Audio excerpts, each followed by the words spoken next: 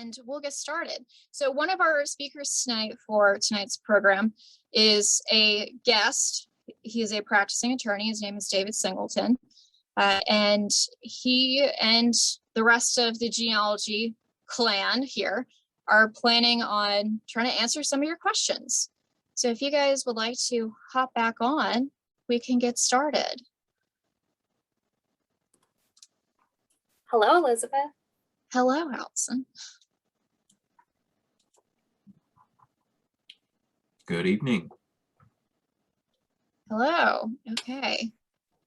So we did have one question come in through our email before tonight's program, and it was involving a warranty deed. We were talking a little bit about it right before the program started.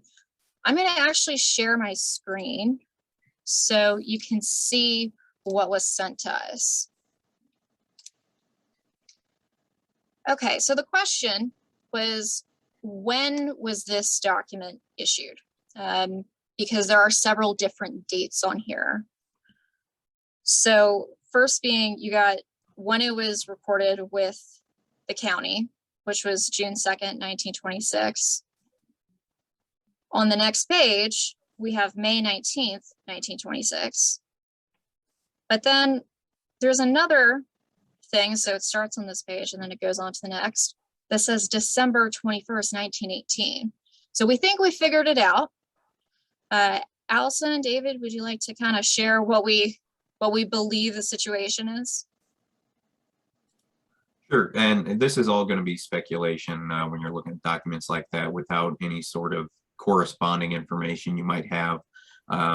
So when you're looking at this, it's really good to have other info, especially about these people, you know, marriage dates and things like that, that would shed some more light.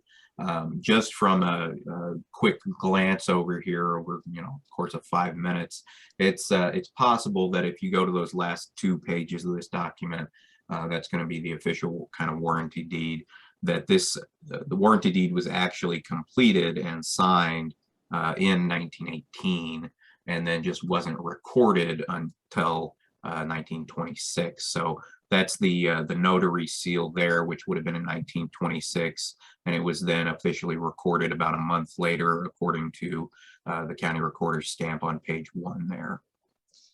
Yeah, and one kind of important fact to kind of add to this for context for everybody is that the person who sent us this question had mentioned that these individuals, Henry Pfeiffer and Nellie Pfeiffer, they got married on May 19th, 1926. So it's going to kind of factor into that as well. Which could actually create a bit of a interesting twist as well, because if you scroll down to page 3, it actually references them already being married on a document dated 1918. So whoever had this and had that date as their date of marriage, you might have a little more digging to do, because it does reference Henry Pfeiffer and Nellie Pfeiffer, or Nellie Pfeiffer, pardon me. Yeah, so this is a great question, and I'm really glad that the person who sent this to us sent this document as well, because it's always nice to have a visual when looking at things like this for us to kind of understand what you're seeing. So thank you to the person who sent this to us. So I see some more questions coming in. Okay. Let's see.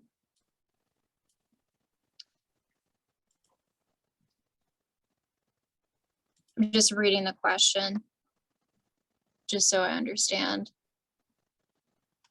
Would a will from early 1800s differentiate between natural children and in-laws?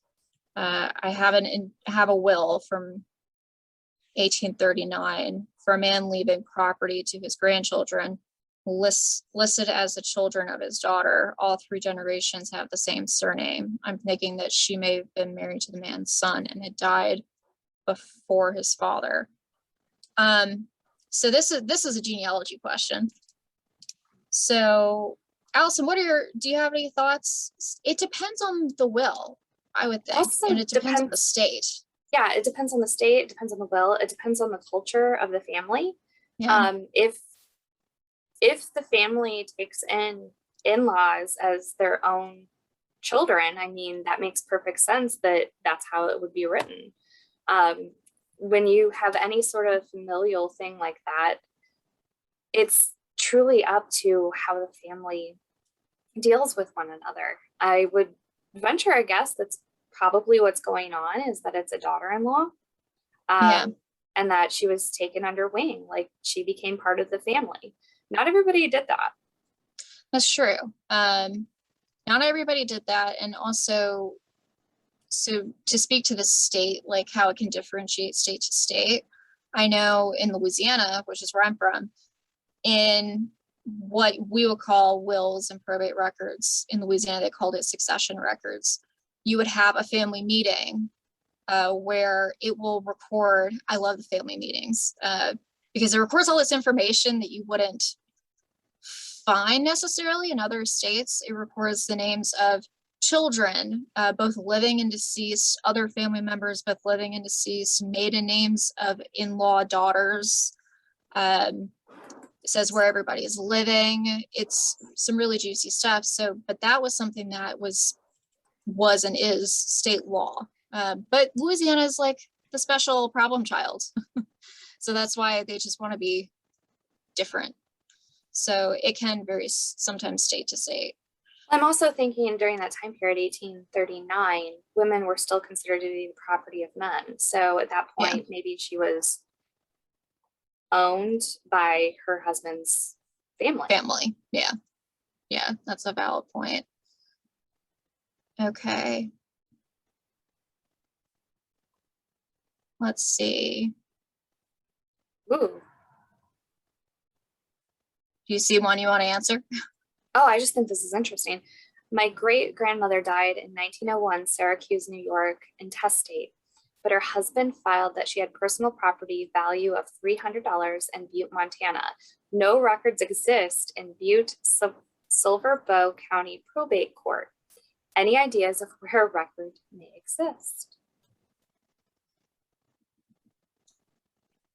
Where did he file that? So he filed that she had personal property valued at $300 in Butte, Montana. Yeah. Did he file that in Montana or New York? I have so many questions. I have more questions. He filed too. in Syracuse. Okay, and $300. That's not a small amount of money in 1901. No. I would just want to clarify, was that specifically referenced as personal property? It wasn't any sort of real estate, Personal property value. Okay, because, and that's why I just want to clarify that, because that could be anything. I mean, personal property, anything that's not land. So yeah. Yeah. She said yes, personal property. Yeah. So you're right, that could be anything besides land. So if it's not filed that she had personal property and there was no other description, had she been in Butte, Montana? Like, what are their family ties? What would have been the... Somebody had actually put in the Q&A just now that she could check the equity court or land records in Butte. They lived in Butte. Okay. Have you checked newspapers? Have you checked like any other records? I like that there's the equity court or land records. Maybe it wasn't land, maybe it was something else. So see what you can find. So somebody just put into the Q&A, which I love when you guys are from these states. So somebody put in the Q&A that they're from Montana, and they brought up a very important point that Montana had only been a state for about 12 years at that point. So it could be that the documents are actually in Helena and not in that county. That's true. That's a valid point. Thank you, Karen, for sharing that. So you could possibly be looking at territorial records. Right. Okay, So, that actually makes a lot more sense. Late 1800s, yeah. Yeah. Oh. I love when you guys chime in. Sometimes, it's kind of a group effort, always. Thank you, Karen. But yeah, Okay. so it's always very much one of those things that you want to look at the historical context. Yeah. It's king. That's why we keep asking more questions, is we're trying to get more information. Oh, this is a question. Is there any state in the United States where in 1888 where an uncle could marry his niece? This is what happened to my great-grandfather and his wife. I have not been able to find a marriage record. Yeah, you could do that. You could do that Yeah. in Indiana. You could do that in Ohio. I have a relative in Ohio that did that. So for not being able to find a marriage record, if I knew the state, I could maybe give more specific suggestions, but you can maybe try like some church records. If it's not recorded in like the county's marriage registry. It was in New York. Ooh. I would recommend each New York county has a county historian. So you could try reaching out to the county historian and see if there are maybe some records hidden away somewhere that you might not know about. It also may help to look and see what the Gretna Greens are. They may have gone to another location to get married. Maybe there were people that frowned upon the marriage, and so they decided to go somewhere else where people didn't know them. Right. And this person did not specify where in New York. If this was upstate New York, it could be in Canada. That is true too. Yeah. So I would look around. Okay. But yes, that definitely did happen. Families have weird generational things, and sometimes that did happen. So don't. Yeah. I mean, it sounds a little quirky, but all of our families are unique. Yeah. Yeah. Oh, and he did say Rochester area, so upstate. So yeah, it could be Canada. Yes, definitely look there. Okay. Okay, did you see what rights do adoptees have in accessing adoption I just files? saw that. When the adoption was handled by a private attorney and the attorney is deceased. That depends on the state. Yeah. Depends on the state as far as accessing those records. I would suggest to the person who asked this question to send us an email, because one of our colleagues, Sarah Allen, who is in here listening, but I'm not sure if she can actually answer right now. She helps a lot of people look for adoption records. So she just put the email in. Yes, thank you, Sarah. Our email is genealogy@acpl.info. So send us an email and with some more information about what state and the time period and all that good stuff. Yeah, not every state has the adoption records open. And then with that private attorney, I'm not sure. Yeah, it sounds like there are a lot of layers. Yeah. To the situation.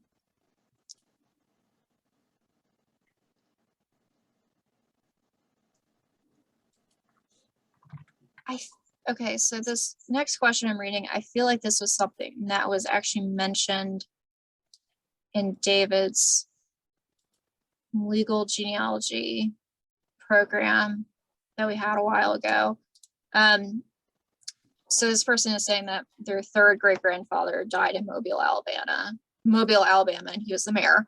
And this was in 1835, leaving a widow with 6 children between the ages of 1 and 11.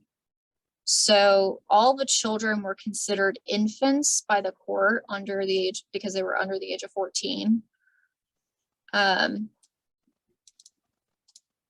that considered normal?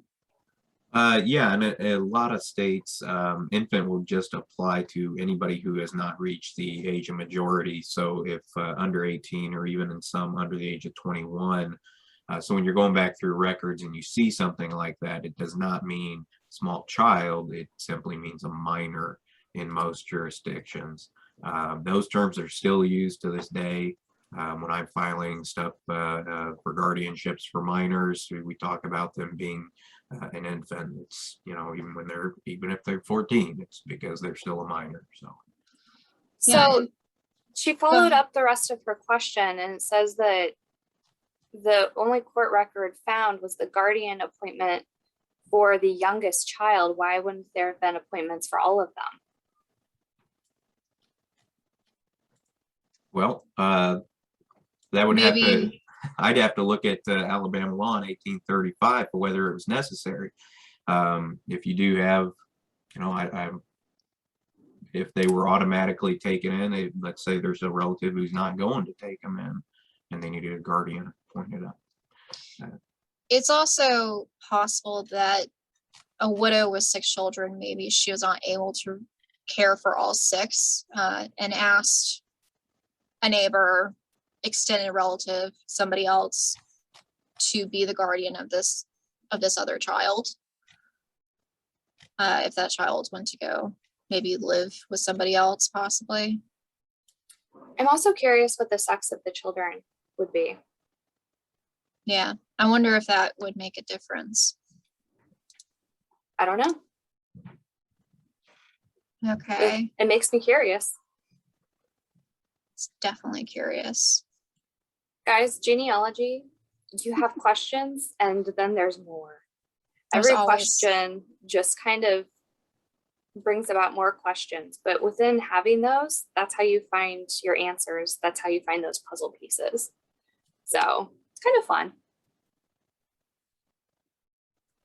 Oh, both boys and girls. Okay, so that wasn't the signifying factor. It might have been age or requested.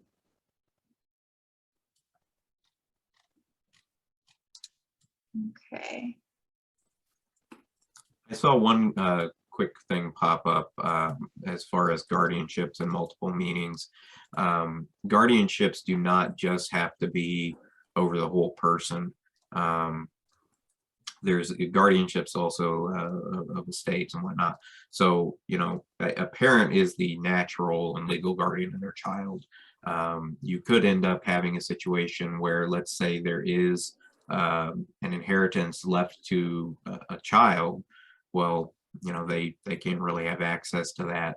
A guardian could be appointed specifically for that purpose, you know, like a guardian ad litem, just for taking care of those assets and preserving them until the child reaches age 18. So that could be another reason for a guardianship being appointed, if that one particular kid had some form of assets that were left to him or something. So, but that's a good point. Yeah, a guardianship doesn't necessarily mean, hey, I'm taking care of this child. It can be for multiple things.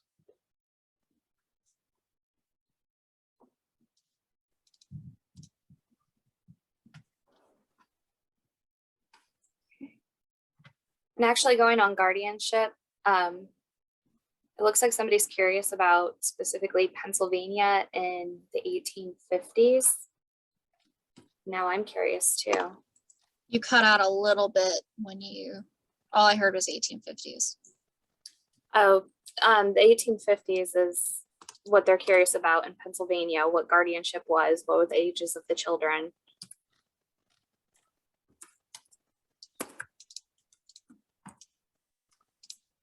I'm not entirely sure what you're asking there. Can you elaborate a little bit? How old would the kids have to be to have a guardian appointed?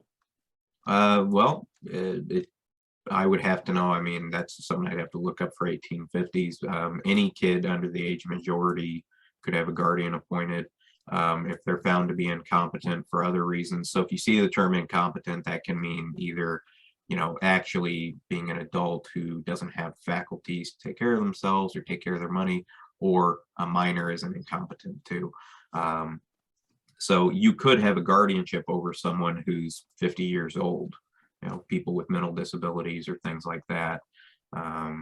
So there's no set age where you can and can't have a guardian. It's going to be very, very It's individual. It's very individual. That actually helps. Because, yeah. So each state would have their own laws regarding that. Yeah, that's all going to be on a state-by-state basis. So that is something that's not going to be a federal standard. And I'd recommend looking at Family Search to at least get a start for what the laws were. But David, do you have a recommendation for other places that they might look? Oh, not off the top of my head. We'll come back to that question. Now, I know we've been talking a lot about guardians and guardianships. I do see another question here about guardians. Somebody had asked in 1805 in Virginia, would a guardian be needed to be appointed for children if this deceased parent did not own property and the mother and her later new spouse were able to take care of them? So if they're able to care for the children, so this is when we start to get into poor laws. Like, if they're able to care for the children, I would think no. I feel like this was a subject that I had touched on during a program I did a while back on poorhouse records. Because if that was the situation, if they were not able to care for the children, then sometimes a county in that era would say, okay, well, the children are now are going to be appointed guardians, while a parent would be in a poorhouse, if that makes sense. I feel like I might be talking in a circle, but yeah. So it kind of depends on what the law looked like in Virginia in that time frame, and that might also depend on even the county. Do you have any thoughts, Allison? I was going to say, somebody just put in the chat that there's lost statute books on Right. Google Books. Yeah. Lip guides for Pennsylvania. Yeah. Yeah. And one of the things that I highly recommend to anybody is always go to the source. Yeah, you can go to places that have amazing resources, like nationwide, but sometimes to get very specific answers, you got to go to a very specific place. So if you're looking in a specific state or a specific county, sometimes you need to contact them. And librarians are your friends. They want you to be successful. So contact the local libraries first, see what they can tell you, and maybe they can point you to some really great resources that are local. Oh, this is interesting. Okay, so somebody had said that their late husband's grandfather was a forger and other things, and she's been trying to find where he was incarcerated from around 1917 to 1920, and she hasn't been having much success. He lived in New Jersey, but he might have been imprisoned in New York City. Well, she says New York, New York, so I guess she means New York City or Connecticut. And she put further down in the Q&A that he left a wife and 6 children, never to be discussed or seen again. So finding where someone might have been incarcerated.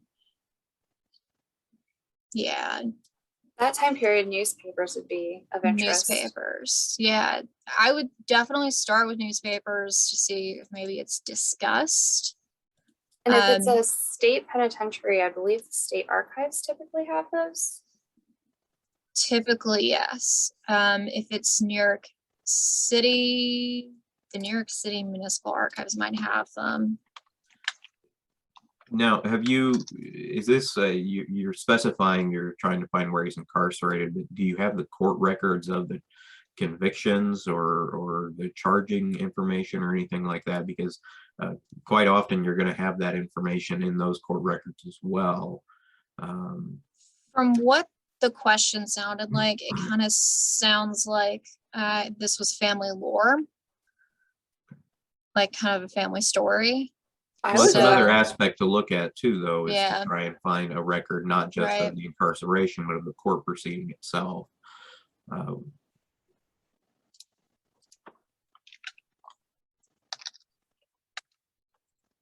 checking something.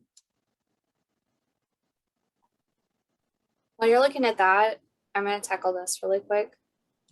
My grandmother's sister Gladys married a German man, Joe, who immigrated to the US in the 1940s. I have correspondence to the man from his family in Germany. All the letters are in German. There are no longer any living descendants of Aunt Gladys and Uncle Joe. Can I scan and post these letters to a genealogy site?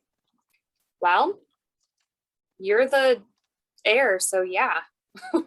If they have no living descendants, then you would be probably the next, unless there's somebody else that's related closer. But as long as that permission's given, that's fine. I just put a link into the chat back in reference to the question about prisons. I know this is kind of an example of a state archive having prison records, prison materials. This is for New York State, well, the New York State Archives, so the Department of Corrections will have it. But this link that I shared has a name index, it has links to finding aids, and the correctional facility and case registers and cards available at the State Archives. So if he was in New York, if he was in Sing Sing in that time frame, that's available. And there are a couple others in here. So if you want to narrow it down, you could try New York, but I would definitely check the state archives and see, but definitely look in newspapers to see if you can narrow it down even further, see if it's mentioned. Okay.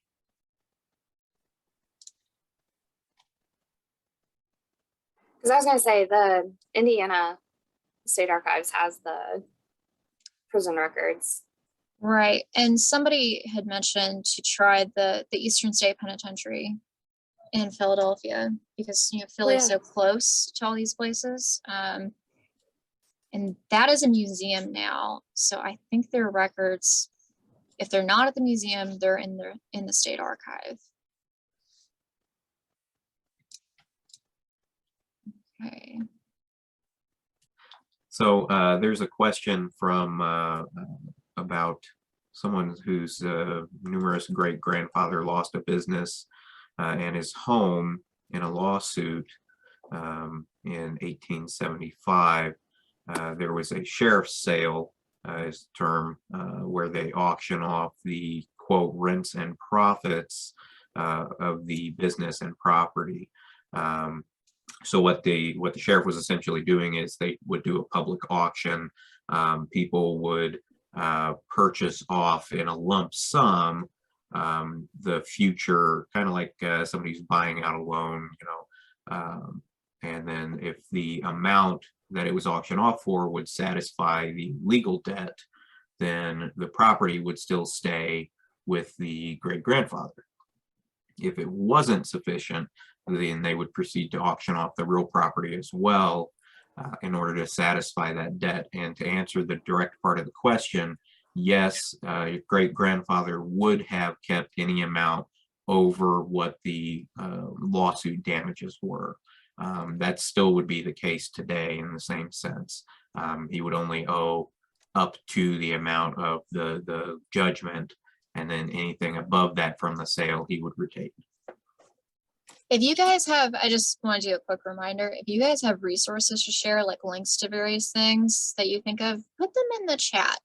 That way everybody can see them immediately. So yeah, definitely put those in the chat.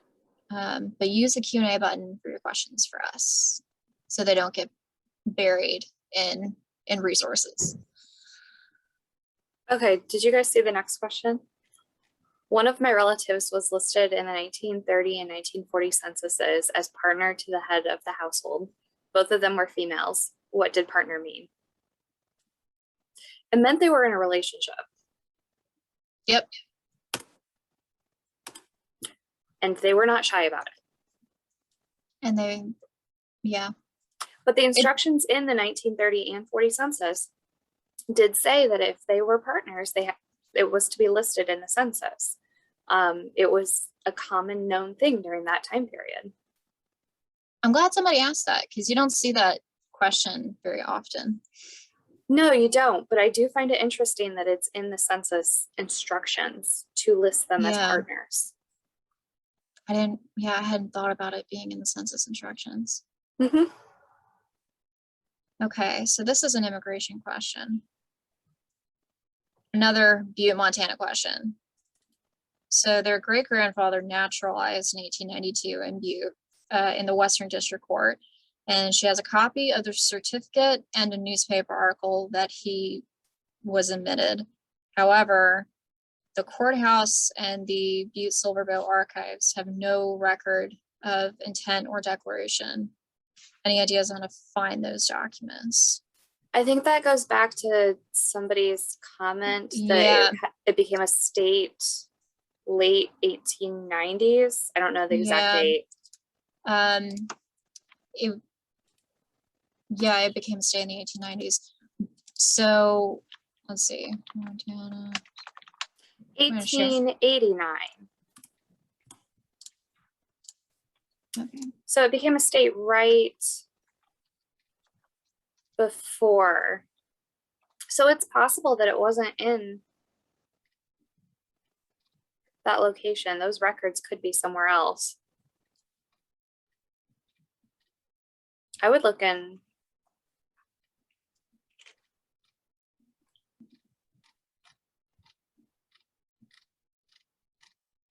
Does Family Search have them?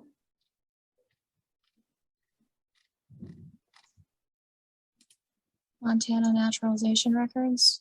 Mm-hmm. Right time period.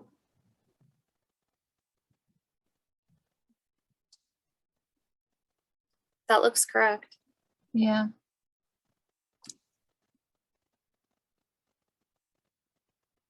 You see, I think she looked in this. Oh, declarations of intent. The index starts in 1894. So when you guys send us emails asking us these questions, this is what we do. We look and see, where do the records live? Do they still exist? But it looks like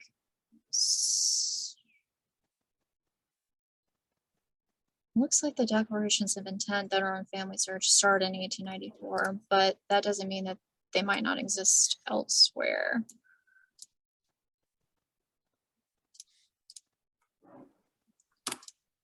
So yeah, I would recommend sending us an email, and maybe we can come up with some more ideas for you. And we can maybe see if because it's possible that some of these records might have been lost in a fire or something. So definitely send us an email, and maybe we can think of some more ideas.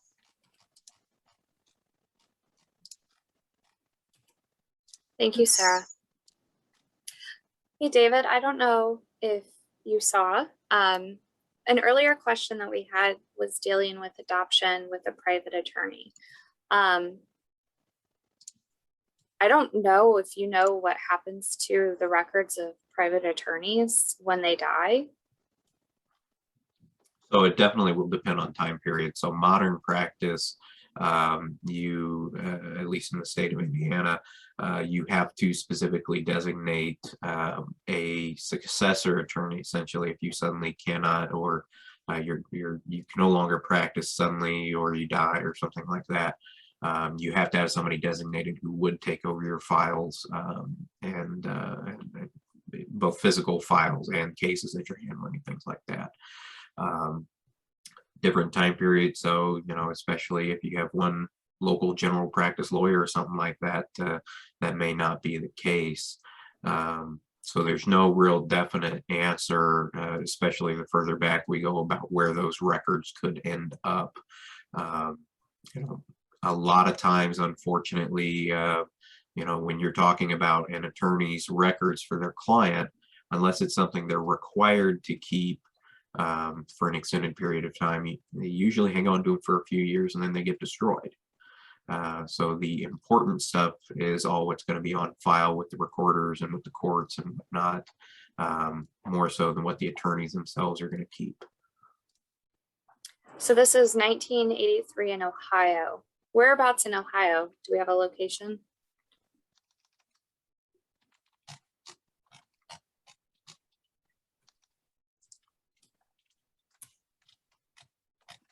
Trying to see if there's been a response to that question. Columbus, Franklin County. Someone just put that in the chat. I think that was the person who asked. Okay, so that's a major city.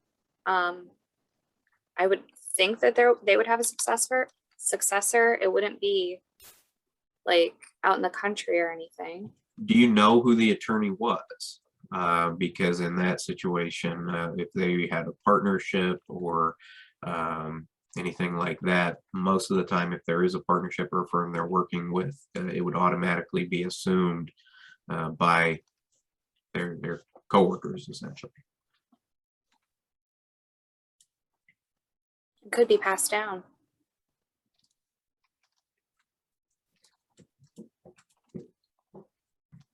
Cool. Okay. Let's see. I was typing some responses to questions. No worries. I'll read this one because I just find it fascinating. My great-great-grandmother and my great-grandfather were buried in what is now Fort Knox. When the government expanded the area of Fort Knox, they were reburied. The government said that the records as to where exactly they are lost. Where should I go to see if I can find more information? Oh, surprise, surprise, lost records. There needs to be something somewhere. If the government's going as far as to move graves, it's not just the case of like one document. There's no way they lost that many documents. They're just not wanting to look. Yeah. Our colleague Sarah suggested in the chat the National Archives. Yeah. Anything relating to the construction of Fort Knox, it might be in there because there will be a paper trail. There has to. And then also depending, I don't remember when this happened, but depending on when it happened, they had to have specialists there to move the graves, and it was a big whoop to do. Right. So it's not just like, oops, we lost it. Yeah. Somebody didn't want to look up the information for you. That is unfortunately not an uncommon occurrence. When in doubt, ask again because you might get a different person who might be more willing to maybe look into it for you. But yeah, I would think the National Archives might have something. Federal government docs, that would be good too. Yeah.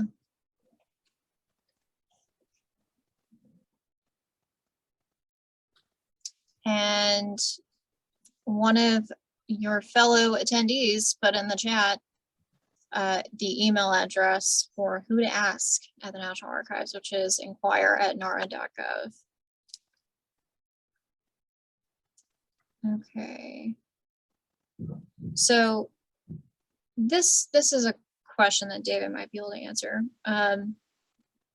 So the person who had that individual who in their family who was the mayor of Mobile and died, leaving the widow with 6 children. She was wondering if there was a reason why the property settlement, so the sale of some of their known property, it didn't take place until 1851 when he died in 1835. And by that point, I mean, in the late 1830s, the family moved to a different state. So why would something like that take place so many years later? Any thoughts? Well, I mean, the property still could have been owned. What type of property are we talking about? You know, if it's farmland or something that's leased out, I mean, she could still be drawing an income off Yeah. of it that entire time. Um, you know, a leased property or anything like that, that's still possible. Well, and someone also brought up a point that I don't know if this would have any bearing of like some of the children becoming of age around that time frame. Would that Yeah, maybe? and I was actually just thinking, is this the time period also when the guardianship was appointed? Because the other kids might be old enough they don't need one, and that's why the only one had it. Yeah. And the guardian could have been for that particular property even. Yeah. You guys have some excellent questions. Ooh, divorce, really hard records. My great-grandfather and mother divorced in Philadelphia, Pennsylvania in 1911. They're having difficulty locating the records. Newspapers. They were the social media of the past. And also, while keeping in mind that it's also possible they didn't officially get divorced. For example, like my husband's grandparents, his grandfather, he's just left, abandoned the family, and moved to Cuba. Well, moved to Florida, I should say. He was from Cuba. And would turn up every like 10 years to like give them some money, but they never legally got divorced, but they considered themselves divorced. So, and that was something that people did. Because there's a lot of stigma to it. Right. And I was going to say, if there was a remarriage at any point, a lot of times in the second marriage application, there would be more detail on maybe the divorce, maybe the time period, specifically a day even. Yeah. So see what other clues you can gather.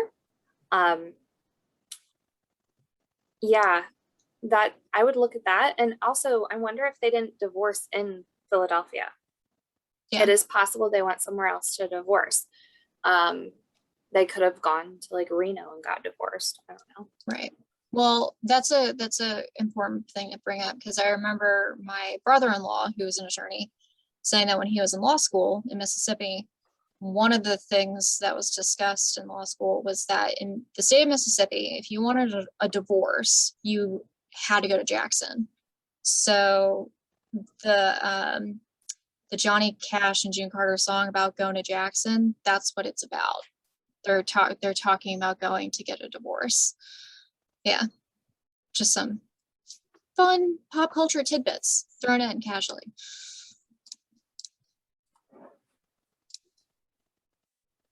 Okay. I don't know if I fully understand the next question. I found a tax record with one man's name, but he is listed as being liable for 2 poll taxes. I assume he had an employee or a son of age that was the cause of the second poll tax. Do you agree? What sort of tax record are you talking about? Just says Yeah. poll tax. You know, the tax record that talks about 2 poll taxes. I'm not sure. Not sure. What? Yeah, Caroline, the person who asked, if you're still in here, what was the tax record you were looking at? Because that might help us kind of figure out what that's referring to. Let's see here. Well, while we wait on that, let's move on to another question, and then we'll come back to that one. What categories of records might be created, and are there different jurisdictions that might hold one aspect of the records while another entity holds the others?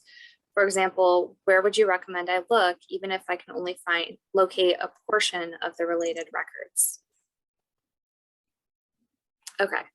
So Is that referencing marriage records? I'm sorry. If I'm confused, I'm sure there might be one So other person. my impression of reading that would be, like, for example, you would go to the county clerk's office to get specific types of records, so like marriage records, what have you. But if you want land, you might have to go to the county recorder's office. I think that's the type of thing that they're asking. So this is the same person that asked the divorce question in Philadelphia. Okay, yeah. Okay. So, I mean, it could be in a different court, right, David? There's different courts for different things. Potentially, yes. You know, it's the further back you go, the less specialized the courts are. So, you know, whereas now we do have specific family courts and things like that, that's not historically been the case. So, as far as what looking for records, though, you're probably what you probably want to hope for is that your state has aggregated them into an archive, rather than them still all being at the county level, because as a lot of you know, when stuff is held at the county level long term, it usually isn't kept in the best of conditions. So it looks like currently in Pennsylvania, they have courts of common pleas, Commonwealth Court, Superior Court, and then Pennsylvania Supreme Court is at the top. And then there's also some minor courts. So I think that would be something that So it's the Court of Common Pleas that would have it. I just looked it up because they would be handling divorce. in 1911. Mm-hmm. Okay. Mm-hmm. From 1722 to present. So they Yeah. should have the records.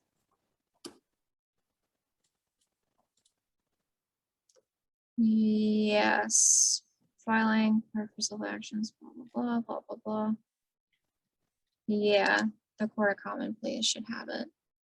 But yeah, this is kind of what you have to do when you're looking for something like a divorce record and you're not finding it, is going down into a finer detail of what types of courts exist in that place. And where would somebody go in that time frame to file different stuff? And a good way to do that is, I would always suggest starting with the Family Search Research Wiki. For those of you who are maybe not familiar with it, it is like the Wikipedia for genealogy. It always has some helpful links to online resources, but it breaks things down in a really nice way. I like to kind of just search the whole page by doing, I use Google Chrome, so I just do Control F and search keywords to bring me to the right area. But yeah, I always recommend starting here when you're trying to figure out, does a thing still exist? Where does it exist? Okay, I'm putting something in the chat as well. This is a link to the state court structure charts. So you can actually look and see what a current structure looks like. And it might give you an idea of what you're going to be looking at historically as well. So the earlier question about poll tax, the person who asked that question got back to us and said this was a county tax record for the poll tax. So she's asking if one person can be charged for another person's poll tax. Or if, I'm not super familiar on poll taxes, to be completely honest. I mean, if it's a relative, if it's a child, wouldn't it make sense if the father paid for the poll tax for their son? Or a child that's working. Is that so unusual? We might have to look into that a little bit more. So it's a Really? single county record just from one county showing the same person liable for two poll taxes in the single county. Is that what you're Yes. saying? Yes. Yes. Yeah. And was it two separate records for the same year, or was it one record showing two?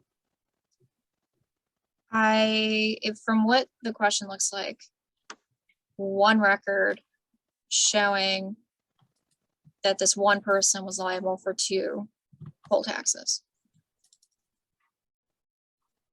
Could they have not paid the year before? Yeah, I'm starting to wonder if maybe it's back taxes. Yeah. I didn't think about that. That's a really good point. Yeah. Yeah, and somebody just made a good comment in the chats, checking statutes. One thing I do want to touch on, I kind of blanked out on the question earlier, asking about where you can find old laws. People put some great resources there. One thing, if you're like me and you like to have something physical in front of you, most of the state Supreme Courts or your state courthouses will actually have a library with physical copies of every single law and code as they've been passed. They're really great. Frankly, if you can get in and take a look, you usually have to, of course, make appointments and everything. But I love going to the one in Indianapolis here for Indiana. It's fantastic, and you really are. They're in great condition, but you're talking about books that date as far back as when they even first started codifying stuff. So now somebody is going to ask this: what if you don't live in the state that you need the laws for? Could you contact those libraries? You can. Not all of them are going to be. Well, as some folks figured out, say with Fort Knox, you're not always going to get somebody who's going to be willing to do that for you. And I believe, however, there are some places that actually have a service where you can have somebody go and do the research for you, somebody local. So what about law students at local law schools? That could also be a really good way. Now, of course, that is something, you have to be willing to pay a little bit for, but it gives them some research experience as well. So that's never a bad thing. If you do, as far as old versions of laws go, there's some online resources for law. You have like Westlaw and LexisNexis. Oddly enough, those are not as helpful when it comes to former or older versions of laws, because they're usually maintained for up-to-date statutes and codes, and you actually have to do a lot more digging to get into the old, out-of-date versions, which is why a lot of the physical stuff is always going to be more helpful, or like the links people have posted where you have archives dedicated to the old, outdated stuff. The poll tax question, somebody did bring up a valid point in the chat that in some states young males were put on the poll tax at age 16, so the father would be paying for his son until he set up his own household, possibly at even 21 years old. So that, whether or not the child has to be of age, that's going to depend, I think, on this, I think just the state law and the time period as well, because that I think will change depending on the time frame. So let's see. This is a comment. This is kind of interesting. My grandfather was age 18 when his father died in 1911. He was declared an infant, needing a guardian per, I can't say that county in New York, probate court. Onondaga. Thank you. Yeah. I did find guardianship records for his monthly expenses reported by his guardian. His guardian signed permission for him to marry at age 20. That's interesting. That's cute. Yeah. What a strange world we live in. And that's a good highlight for, especially through a lot of the 1900s, even 21 was considered infant. So. Oh, going back to that one where it was the guardianship for the one child, but there were 6. Yeah, the Mobile, Alabama thing. Yeah, the guardian was appointed the year after the father's death. Neither of the guardians were part of the property sale, I believe it was developed property, and the story is the widow left everything behind in Alabama when she went to Texas. There's more to that story. Yeah. I know in states like Louisiana, there's problems where people, there are a lot of properties where, say somebody inherits a property, they don't actually go through the probate court and like get all of that straightened out because it costs money. So you will have someone living in a house that their mother, their grandmother, and so on lived in, but they don't actually own the property because no one actually followed through with the probate court to get all of that squared away and to pass on the property. And that would, in places like Louisiana, that happens a lot. Well, and I was also just thinking, with that, I mean, she could have left because the will or the whatever the laws are for that area said she didn't have access to it because she was a woman. Right. Yeah, that's another So kind of important thing she to bring may up. have just said, okay, bye. Yeah. I'll deal with it later when my kids are of age. Oh, this one is interesting. So someone had said that they have a multiple great aunt whose husband divorced her, and then she found out that this multiple great aunt was living in a mental institution, and she's really interested in her story. How do I go about finding her records? And this would have happened in Iowa. That depends on the time period. And because of, it depends on if it's like, if it predates HIPAA. Yeah, I was gonna say, was a court involved? Was she put in there because the court said so, or was it a physician? Like, who committed her? Yeah, there's a lot of things that kind of go into a response for that, regarding like all the things you just said, Allison, and also what the state laws are currently as far as like requesting that stuff and where those records currently live. Because to give you kind of an example of somewhere that's not Iowa, my great grandfather, he had a sister that was in the Louisiana State mental asylum, and that's where she died. She was there for 11 years and she had epilepsy. If I was to request the records, I actually would have to get my mother to do it because she's closer generationally to the individual. And it would have to be requested from the Louisiana Department of Health. I'll follow up and say I also have an aunt, several times great aunt, who was in an institution in Ohio, and I do not have access to those records, and it's infuriating. But it's also for our protection. Today, you don't want people to have your medical records, and you probably don't want people to have your medical records after you're gone. You probably don't want people just flying through them. So it's a double-edged sword. You want that information, but there's laws in place to protect you. Right. And, sometimes these records, if they are being stored not by like the state, like Department of Health, they can be in various state archives. Someone used an example in the chat for the state hospital in Jackson, Illinois. Those are in the Illinois State Archives. So it would take a little bit of digging to determine, maybe where those live. So I would send us an email with some more information, and we might be able to come up with some ideas of where you might be able to hunt for those records. A couple people have great suggestions of getting a court order to have the records released, but that's if they exist. You have to remember, a lot of places destroyed the records because they were sealed. Yeah. So we are about out of time this evening.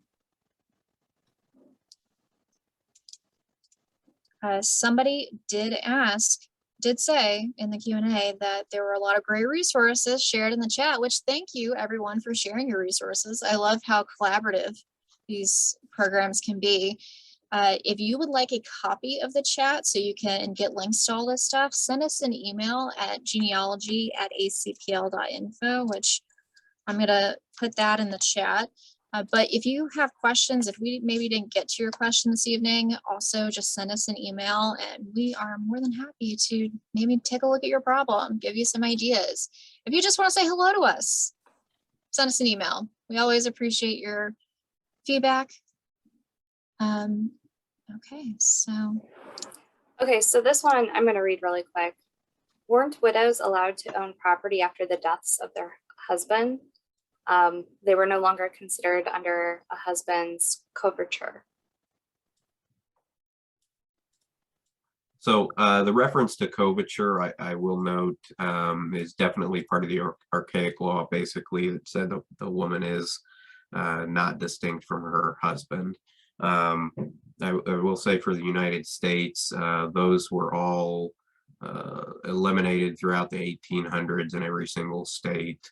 And even before then, the property ownership was going to vary state by state, but the woman could take marital property or her own property into the marital relationship. But yes, absolutely, then she could still own the property after her husband passed. She didn't just suddenly not have her asset anymore. So does it depend on where this is and the time period? it can, but I mean, even that would even be the case back in England, hundreds of years running, where it wouldn't just automatically go to someone else unless you're going to be talking about something that's held through title. And in that situation, if you are in England and it's somebody who, as a lord, essentially, when they pass, then the land would go to the next male versus the spouse. But if you're talking just private property ownership, then yeah. All right. So that is it for this evening because we are just about out of time. So thank you all again for joining us. Thank you, David and Allison and everyone else for being here. Like I said, if you have questions, send us an email. If you would like a copy of the chat, send us an email. If we didn't get to your questions, send us an email. Just send us emails. All right. Well, have a good night, everybody. Have a good one. Thank you all. Have a good evening.